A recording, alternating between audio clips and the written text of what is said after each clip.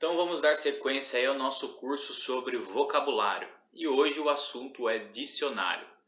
Na verdade não é bem dicionário, seria uma espécie de caderno de anotações ou um dicionário próprio. Um dicionário das palavras que você aprendeu, das palavras que você está aprendendo.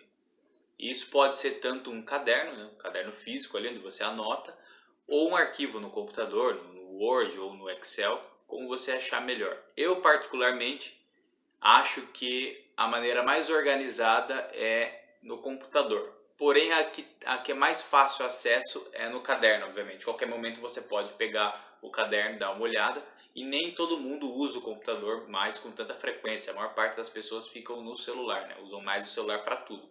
Então, use aí o que você achar melhor. Então vamos lá, dicionário, né? O que anotar, por que manter um dicionário próprio e quais são as vantagens disso? Quais são as vantagens de você manter ali as palavras que você aprendeu todas registradas? A primeira das vantagens é a fácil capacidade de revisão.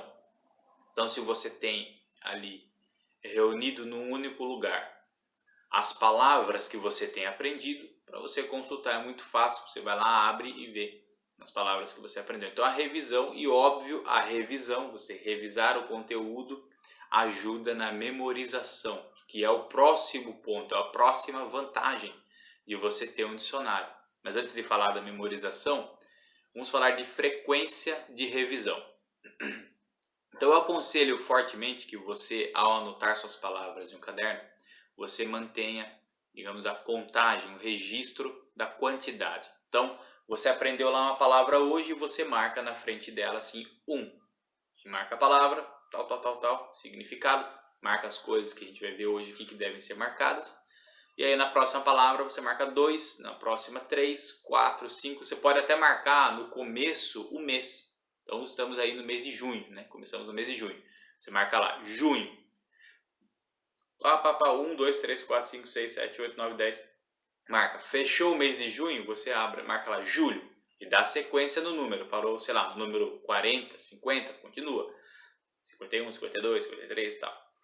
Então aí você vai ter uma noção de como você está progredindo. Então passando para o segundo ponto, que é a memorização. Como que você vai fazer essa memorização? Através mesmo do primeiro ponto, que é a revisão. Primeiro, revisando, obviamente, olhando, lendo, relendo aquele conteúdo marcado várias e várias vezes. Então você pode fazer a seguinte rotina. Terminou o seu dia, então você fez suas anotações lá, anotou suas palavras, terminou o seu dia, volta e lê as palavras que você aprendeu hoje, naquele dia. Terminou a semana, revisa a semana inteira. Terminou o mês, revisa o mês inteiro. Se você quiser fazer mais, né, por exemplo, com o semestre, você pode pegar uma vez a cada 6 meses e dar uma olhada em tudo. Isso vai ajudar na memorização, isso vai ajudar na fixação do conteúdo. E uma terceira vantagem é que você consegue fazer ali um feedback de você para você mesmo, né? Então, por exemplo, você vai saber o seu progresso.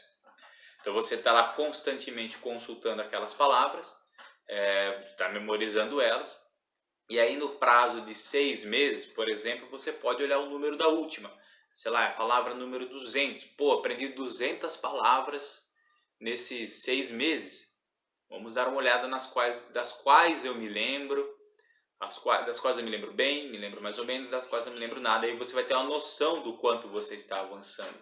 Então, manter um dicionário é vantajoso por esses 3 motivos, né? Você manter essa coisa toda aí, todas essas informações, né? O que você aprendeu, o quanto você aprendeu e o quanto você se lembra daquilo que você aprendeu naquele período, certo? Bom, esse curso, né? Esse curso ele não se trata apenas de dar dicas ali, de falar sobre vocabulário, né? Isso é o principal do curso, esse é o tema do curso, mas eu também, a cada aula, eu vou ensinando outras coisas, como, por exemplo, estudar de maneira eficiente. Então, quando você vai estudar, quando você vai aprender alguma coisa, qualquer coisa que seja, você tem que ser esperto, tem que ser inteligente. Quando eu falo inteligente, eu não estou querendo dizer assim, você tem que ser a pessoa que tem facilidade para aprender. Porque daí você pode falar, mas eu sou burro, sei lá, eu demoro para aprender as coisas. Então, não estou falando desse tipo de inteligência.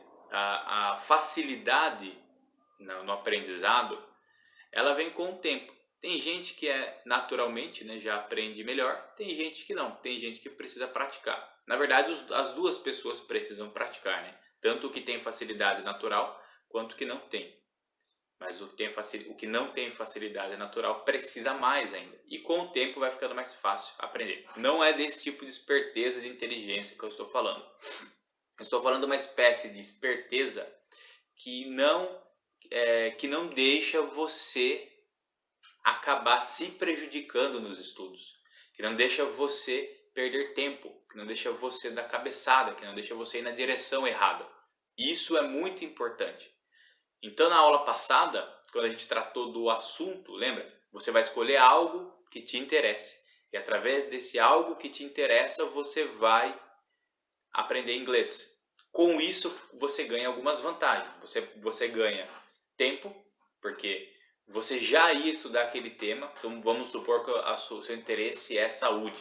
Você já ia ler sobre isso, você já passa lendo tempo, tempo lendo sobre isso, sobre saúde, alimentação, atividade física, essas coisas. E aí você vai usar o tempo que você já usa para isso para aprender inglês, passando a estudar esses temas em inglês. Então é uma maneira de ser inteligente, é uma maneira de você ganhar de um para o outro. Ao mesmo tempo que você aprende inglês, você aprende sobre saúde. Ao mesmo tempo que você aprende sobre saúde, você aprende sobre inglês. Você melhora o seu inglês. Então, essa é a esperteza. E hoje eu vou ensinar uma outra ferramenta, um outro método que vai nessa direção também, de você ser esperto e aproveitar cada momento dos seus estudos. Eu sei que muitas pessoas, né, é o caso da maioria, na verdade, não tem muito tempo para se dedicar aos estudos. Muita gente, e o tempo que tem, geralmente é o tempo que você está cansado, chega do trabalho, tem família, tem uma série de coisas, faculdade, coisas do tipo, e você está cansado, tem que, sei lá, resolver outras coisas, tal. Então eu sei que é assim, estou acostumado já a dar aula, conheço vários tipos, vários perfis de alunos, e é assim mesmo. A maioria é assim. Então, aí mais ainda que você tem que ser esperto para não se deixar prejudicar por métodos errados, por direção errada, direcionamento errado. Então vamos lá. O que você vai anotar quando você estiver fazendo o seu próprio dicionário, fazendo o seu léxico? A primeira coisa, obviamente, é o significado da palavra. Aqui, né, óbvio, você vai marcar lá o número da palavra, a gente falou, é a primeira que eu estou aprendendo, 1. Na frente, você vai marcar, obviamente, a palavra, não é? Então, você aprendeu lá o verbo to work. Então, marca lá work ou to work. Beleza. A próxima coisa é o significado. E aqui a gente tem que tomar cuidado.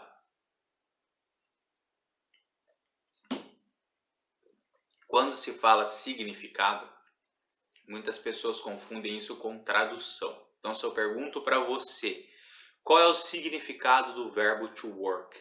Você vai me dizer, to work significa trabalhar? Não. Por quê? Porque quando eu uso work com carro, por exemplo, com uma máquina, com alguma coisa do tipo, por exemplo, this computer isn't working. Esse computador não está trabalhando? Não, você intuitivamente sabe que significa funcionando. Esse computador não está funcionando. Então work não significa trabalhar. Aí você vai dizer, não, work significa trabalhar, mas também significa funcionar. Opa, pera lá. Significa as duas coisas? Algumas palavras são assim mesmo. Principalmente palavras que às vezes a palavra não é a mesma palavra. Às vezes são palavras de origens diferentes que por fim coincidiram numa mesma forma escrita. Mas às vezes não. Às vezes é a mesma palavra mesmo com a mesma origem que teve uma bifurcação no seu sentido. Às vezes não, às vezes você entendeu a palavra errado. Às vezes você está tomando sentido, significado da palavra por tradução e isso não é certo. Quer dizer, quando um americano, imagine lá um gringo, um nativo, né, de língua inglesa, uma criança, pergunta para a mãe, O que significa to work? O que significa work? A mãe vai responder para ela, filho, work significa trabalhar. Lógico que não, porque o verbo trabalhar não existe na língua inglesa. Isso é um verbo do português. Então a mãe explica aquele verbo para a criança. Olha, sabe quando o seu pai vai lá não sei onde? Então, aquilo é work. Sabe quando isso acontece isso? Quando isso faz aquilo? Isso é work. Ela vai dando situações em que aquele verbo é usado para a criança captar a unidade de sentido nas diversas situações. E então a criança entende o significado daquela palavra. A gente poderia dizer que o significado de work não é trabalhar. O significado de work é operar sua função. Então, quando você, vamos supor, é um engenheiro, o que significa você operar a sua função? Significa você ir até o seu local de trabalho, né? Fazer os seus projetos, revisar os projetos, fazer os cálculos necessários, operar lá os programas de computador necessários, etc. Se você é um mecânico de carro, o que é operar a sua função? Operar a sua função é consertar carro. Agora, um computador, um carro, uma máquina, o que é operar a função dele? A gente pode tomar como num sentido bastante abstrato, simplesmente é funcionar. A calculadora, quando uma calculadora está operando sua função, o que ela está fazendo? Ela está operando. Então, quando eu falo this computer is not working, estou falando esse computador não está operando sua função. Como a gente não fala assim no português, a gente vai falar esse computador não está funcionando. E aí parece, por causa da tradução diversa, parece que o work é ambíguo. Hora ele significa trabalhar, hora ele significa operar sua função, funcionar. Não. O work ele tem essa unidade de sentido por trás, que é o sentido de operar aquilo que você foi feito para fazer. Tá certo? Então, é esse tipo de significado que você vai buscar anotar na sua abinha ali, no seu espaço, no seu próprio dicionário, quando você marcar o verbete. E esse significado ele pode estar dado num bom dicionário, porque ele vai dar diversas possibilidades de uso e através do estudo dessas possibilidades de uso você encontra esse, digamos, denominador comum entre elas. Às vezes não tem, mas em muitos casos tem. E às vezes um bom dicionário vai te dar já isso daí. Você vai compreender através disso, né? Tem um vídeo no meu canal sobre o verbo to mean, que a gente costuma traduzir como significar. Só que ele tem diversos usos e diversas traduções possíveis, que não parece que ele significa apenas significar. Nesse vídeo, vocês vão encontrar um exemplo da unidade de sentido por trás de uma palavra, que é no português, né? Para o qual no português você tem ali muitas traduções possíveis. Então, seguindo aqui. E esse é o objetivo de anotar o significado. Não anote as traduções possíveis, mas anote uma definição daquela palavra. Como você a explicaria para uma pessoa do idioma inglês. Por exemplo, como quando você explica uma palavra do próprio português para outra pessoa. Você não explica através de uma palavra em outro idioma. Você simplesmente vai lá e explica como aquela palavra funciona. E aí você pode pôr algumas traduções possíveis para que você tenha sempre em mente ali a origem, né, desses sentidos múltiplos no português, mas no inglês ela tem um sentido comum por trás de todas essas possibilidades de tradução. Então, não é significado. Primeiro ponto, significado não é marcar, anotar traduções possíveis. Não, significado é marcar o que aquela palavra significa, o que ela diz e como ela funciona, certo? E aí, depois disso, você marca as diversas possibilidades. O segundo ponto, que é importantíssimo marcar, é o contexto. Então, você, como eu falei, eu já falei isso, não aqui no curso, mas lá no grupo, nunca aprenda palavras em listinhas. Tem horror a listinhas. Não pega uma lista de palavras lá e sai decorando. Não. Existem casos assim específicos que você pode pegar a lista de palavras, mas não comece assim. Aprenda palavras no contexto. Então leia textos, assista filmes, pega o material, o tema da aula 1, pega o tema do seu interesse, através do material desse tema em inglês, você vai chegar no vocabulário. E aí, você aprendeu lá uma palavra, anotou lá, marcou o significado dela, e agora você vai marcar o contexto. O que é marcar o contexto? É marcar uma quantidade do texto suficiente para que você se lembre da situação em que aquela palavra foi usada. Para que quando você estiver numa situação análoga, você se sinta confortável de usar aquela palavra também. Então, por exemplo, se você não conhecia o uso do verbo to work nessa dimensão, nesse sentido do operar a sua função, e só conhecia com o sentido de trabalhar, se você estivesse conversando, né, com alguém, você ia se sentir confortável em usar work para funcionar? Como que você ia falar para a pessoa? Meu computador não está funcionando. Se você não sabe que o work é usado como funcionar também. Como você não ia se sentir confortável? Ou talvez se você ouvisse alguém falar, você ia estranhar. Então, vamos supor que você está lendo um texto e aí você topa com a frase dessa, né? My computer isn't working. Meu computador não está funcionando. My car isn't working. Coisa do tipo. Aí você vai e copia esse contexto para você se lembrar. Olha, ele usou work, com o sentido de funcionar, para computador, para carro, para calculadora, para celular, para máquinas em modo geral. Então, se está nesse contexto, se foi usado nesse sentido, nesse contexto, eu posso repetir isso quando eu estiver num contexto parecido, quando eu estiver numa situação, numa intenção de fala, quando eu quiser transmitir mais ou menos a mesma informação que ele transmitiu aqui. E no contexto é importante que você deixe algum espaço livre, porque você vai marcar, como eu falei, você vai marcar o suficiente para que você se lembre da situação.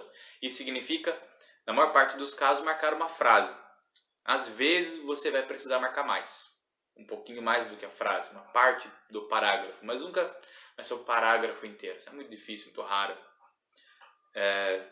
Então você deixa algum espaço no contexto para que no futuro, quando você encontrar aquela palavra sendo usada em outro contexto e você julgar interessante marcar aquela palavra, você pode marcar. O verbo to work, por exemplo, é um verbo muito usado, vocês todos aí devem conhecer, já devem ter ouvido. Então você não precisa marcar um contexto em que o work é usado aqui no português com o sentido de trabalhar, porque você já sabe esse contexto, você já sabe esse sentido. Agora, quando ele aparecer em situações estranhas, em formas estranhas, escrito, sei lá, com ing, com o ed no final, e aquilo suscitar em você alguma curiosidade, algum interesse, por que é essa forma, por que é assim, por que é assado, marca. Marca esse contexto, marca aquela frase e dá ali uma notinha sua. Verbo usado com sentido tal.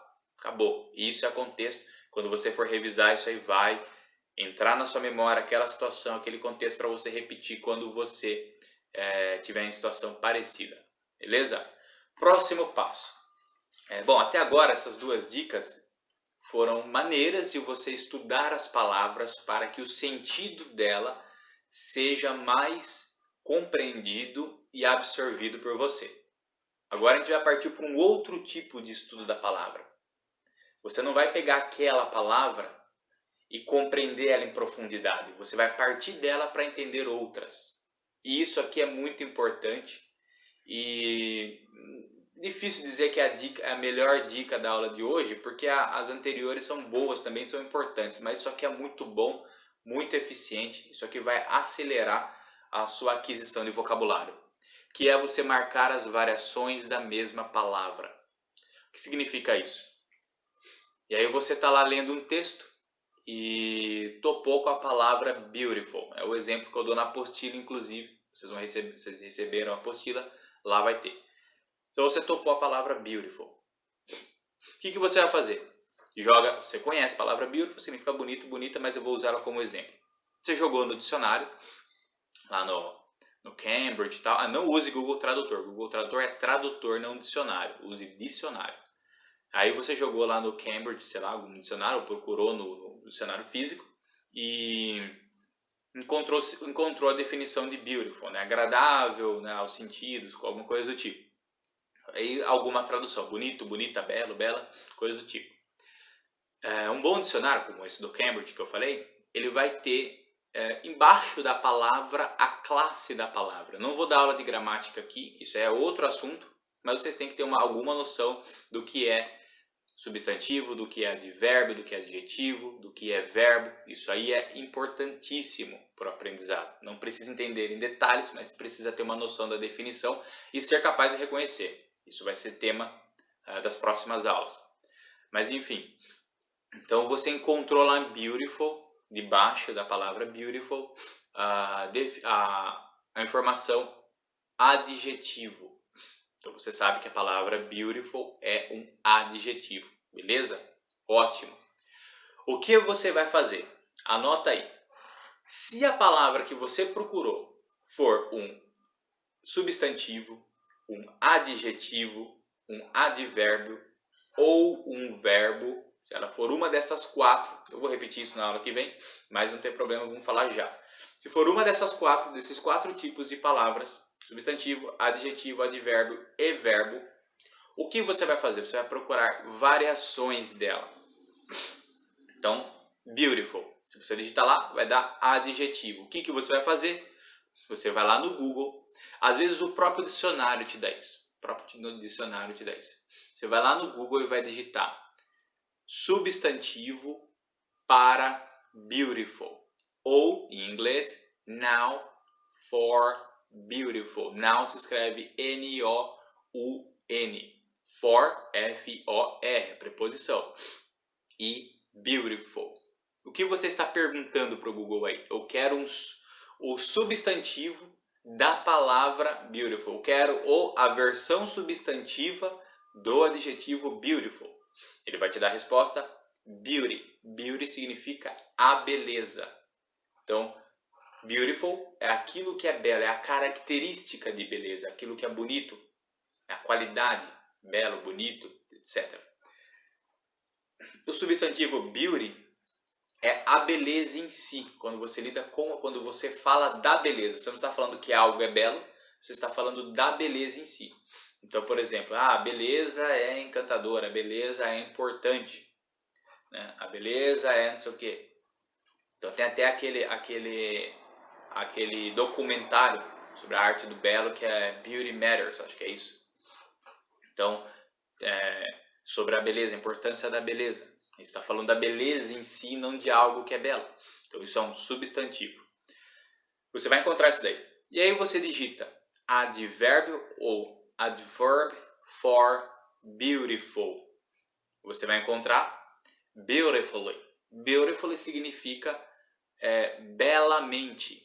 O que é um advérbio? Advérbio, de modo geral, é uma palavra que indica como algo é feito, como algo acontece. Então eu posso falar assim, ela dança belamente, ela se comporta belamente, ela fala belamente. Eu estou falando que ela fala de modo belo, ela se comporta de modo belo, ela anda com beleza, ela se veste com beleza. É isso que é um advérbio. Então você vai encontrar, para beautiful, você vai encontrar beautifully. Marca lá, você faz a coluninha, substantivo, adjetivo, advérbio, verbo. Não necessariamente nessa ordem, mas eu gosto de usar essa ordem. E aí você vai para o último, vai para o verbo. Verb for beautiful. Verbo para beautiful. E você vai encontrar o verbo beautify, que em português seria embelezar. Repare, essas quatro palavras têm coisas em comum.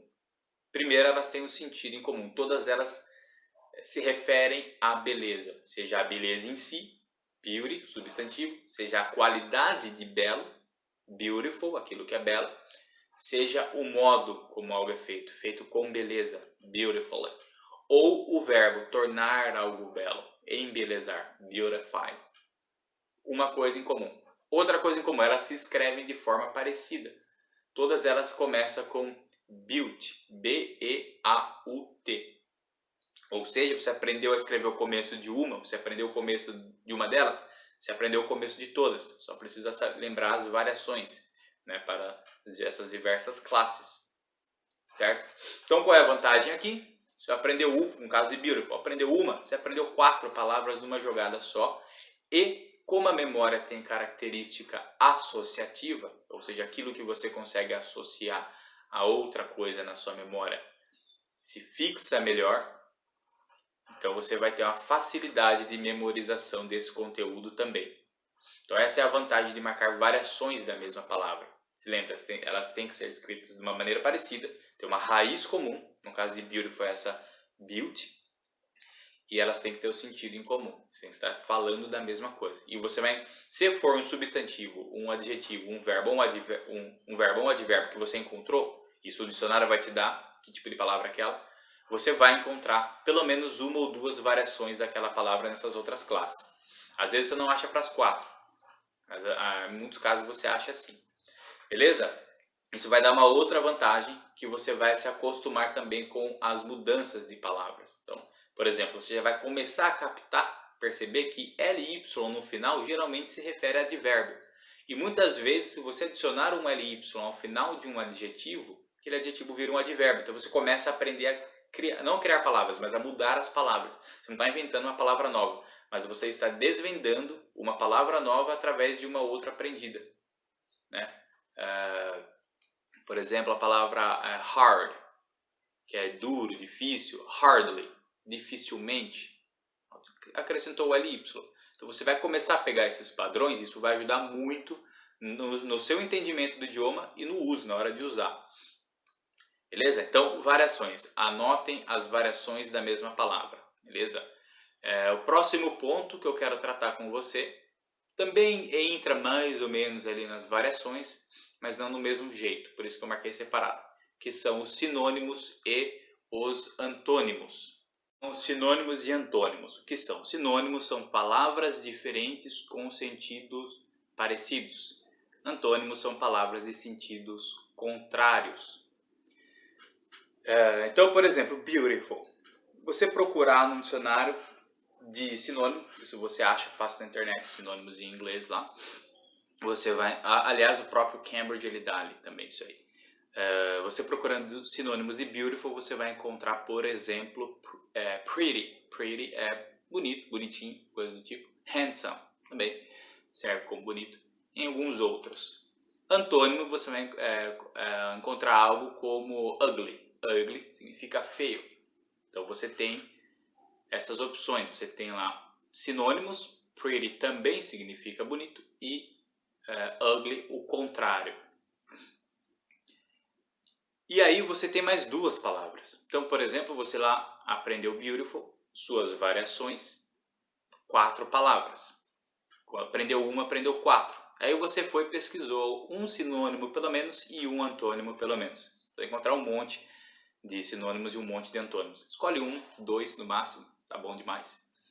E você vai encontrar lá mais duas. Então vamos supor 4, 2, 6. Aprendeu uma palavra, aprendeu 6.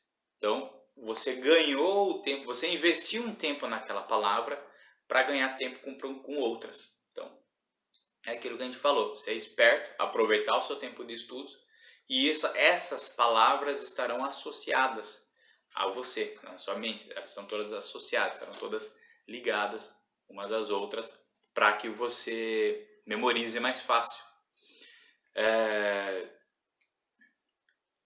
Esses sinônimos e esses antônimos, você não precisa de princípio fazer a mesma pesquisa. Então, eu vou anotar o sinônimo é outra palavra. O sinônimo ele não é uma variação da mesma palavra. Porque beautiful se escreve muito diferente de pretty. São palavras e raízes diferentes. Agora, beautiful, beauty, beautifully e beautify são palavras com raiz comum. Elas são praticamente as mesmas palavras usadas em classes diferentes. Pretty não entra nisso. Pretty não é beautiful. Pretty é outro tipo de outra palavra, outra maneira de falar que algo é belo. Então você não precisa, então eu vou ter que procurar as variações de pretty. Não precisa, porque a pretty está inserida ali como uma nota da sua pesquisa da palavra beautiful. Um dia você vai estar lendo o dicionário, você lendo seu material lá, e você vai encontrar a palavra pretty. E aí, se você quiser, você pode fazer essa pesquisa com pretty. E aí você vai, pesquisa variações de pretty, busca o significado de pretty, busca o sinônimo de pretty, antônimo de pretty, e aí vai. E você pode, quando acontecer isso, eu já pesquisei beautiful e marquei como sinônimo de beautiful, marquei pretty. E aí, passados ali alguns dias, algumas semanas, eu encontrei pretty e decidi fazer essa anotação. E marquei como sinônimo de pretty beautiful. Você casou, você encontrou as duas palavras nos seus estudos. O que você pode fazer? Vou fazer uma breve pesquisa, um estudo da diferença entre as duas. Então, por quando eu uso pretty, quando eu uso beautiful. Isso é de fato o estudo dos sinônimos. Você tem várias maneiras de se falar a mesma coisa, só que cada palavra enfatiza aquela coisa por um lado, dá um sentido diferente àquilo. Fala, por exemplo, beautiful e pretty falam da beleza, só que cada uma fala de uma coisa da beleza, de um aspecto da beleza, e não que não são substituíveis, não, ou pelo menos não sempre. Então nem sempre você pode usar pretty no lugar de beautiful, e vice-versa. O antônimo é a mesma coisa, você pode fazer essa pesquisa e saber se aquele antônimo é adequado ou não, tá? Então são 6 palavras em uma só. Agora entra um último ponto, uma última anotação que você vai fazer no seu dicionário particular, aí, no seu dicionário próprio, no seu léxico, que é a etimologia. Etimologia é o estudo da história das palavras. Uma palavra, ela tem que ser entendida mais ou menos como uma pessoa. Ela tem uma forma, uma personalidade, ela tem uma história e ela tem até uma família. Então você vai encontrar palavras afins, palavras que deu origem àquela palavra. Então a palavra tem essas características. E a etimologia busca essas características históricas da palavra. E um bom dicionário etimológico, tem online também. Aliás, tem um vídeo meu sobre ferramentas de pesquisa. Nesse vídeo tem lá esse etimo. Um bom dicionário de etimologia, ele não vai dar só de qual idioma aquela palavra veio. Então você procurou lá beautiful, deu que veio lá do francês antigo. Não, ele vai falar para você qual foi a evolução do sentido daquela palavra ao longo da sua história, ao longo da sua passagem pelos diversos idiomas até chegar no inglês hoje. Aliás, a sua evolução de sentido dentro do próprio inglês. Um bom dicionário vai dar isso aí também. E para que serve ficar aí, digamos aí, exumando defuntos aí, né? Vendo coisa do passado? Muito simples. Algumas palavras têm sentido ambíguo ou duas palavras são usadas para a mesma... O caso dos sinônimos. Palavras que são usadas para a mesma coisa são de difícil compreensão. Você não sabe muito bem quando eu uso uma, quando eu uso outra. Isso pode gerar alguma complicação.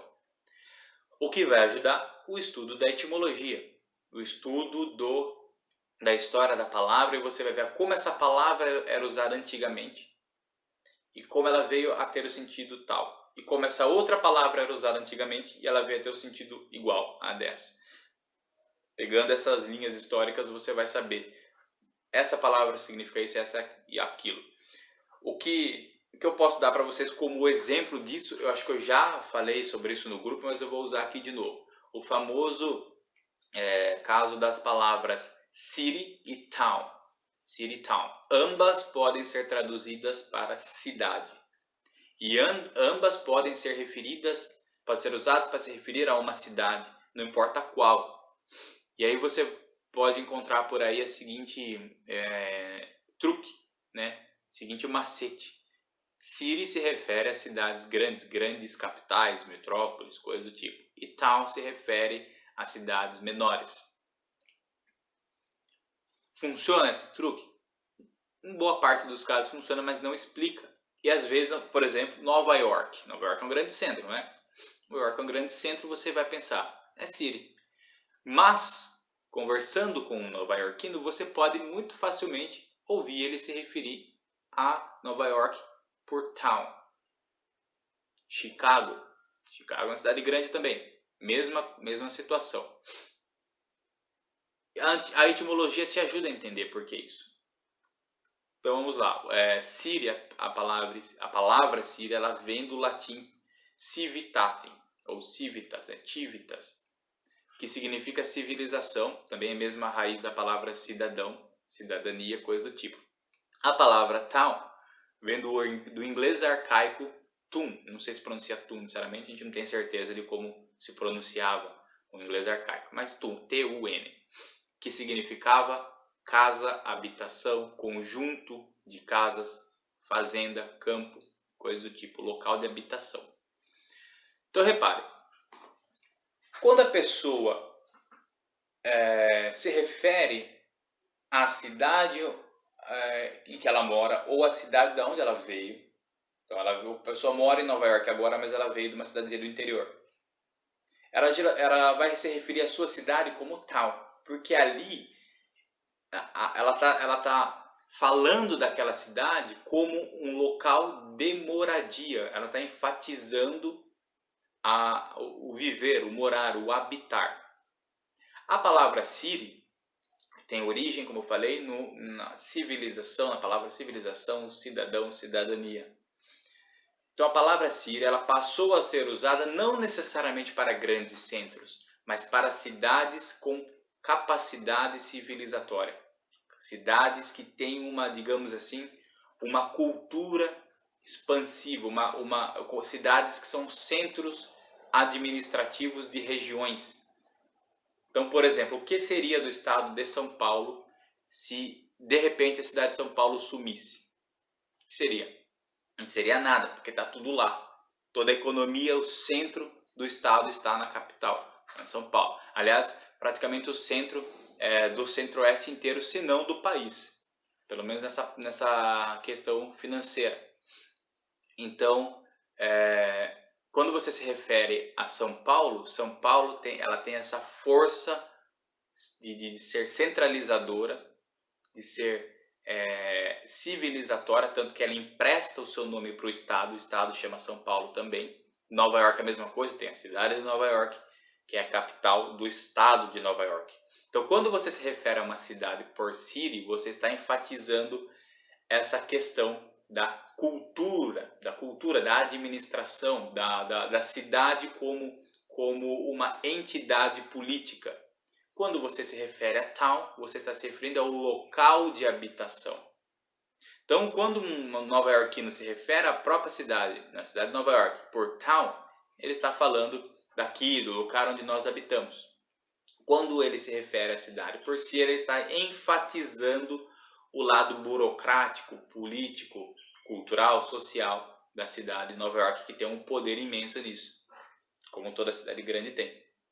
Então é isso, não é necessariamente cidade grande, cidade pequena, não. É a ênfase que você quer dar para aquilo, como você quer se referir àquele objeto. Então essa é a importância da etimologia. Portanto, mas no entanto, né, você não precisa anotar a etimologia de todas as palavras. Você naturalmente vai ter uma curiosidade maior por algumas palavras, e aí dessas palavras você faz essa anotação, você faz essa pesquisa e anota ali o que você achar necessário do seu resultado da sua pesquisa etimológica. Aliás, a pesquisa etimológica ela ajuda nessa compreensão dos usos dos sinônimos. Então, quando você tem lá pretty e beautiful, pesquisa lá a etimologia das duas, você vai compreender melhor de onde elas vieram e que aspecto da beleza uma enfatiza e a outra enfatiza. O que ela quer dizer quando ela fala bela. Beleza? Então essa foi a nossa aula de hoje. Espero que vocês tenham gostado e comecem já a fazer essas pesquisas. E como lição de casa, para todo dia vocês vão ter lição de casa aqui, tarefas. O primeiro passo é que você crie o seu dicionário, seja físico ou seja digital. Segundo passo, eu quero que você pegue aquelas palavras que você aprendeu ontem, as 5, né? Ontem teve o desafio de você aprender 5 palavras novas e anotar. E passe essa pesquisa nelas. Então você vai anotar essas palavras, colocando essas informações ensinadas hoje. E, última tarefa, você vai aprender mais 5 palavras, também colocando essas informações, para vocês já praticarem. Com a prática, esse processo vai ficando mais rápido, essa pesquisa, essa anotação. Beleza? Então, pessoal, é isso. Agradeço muito a todos e até amanhã.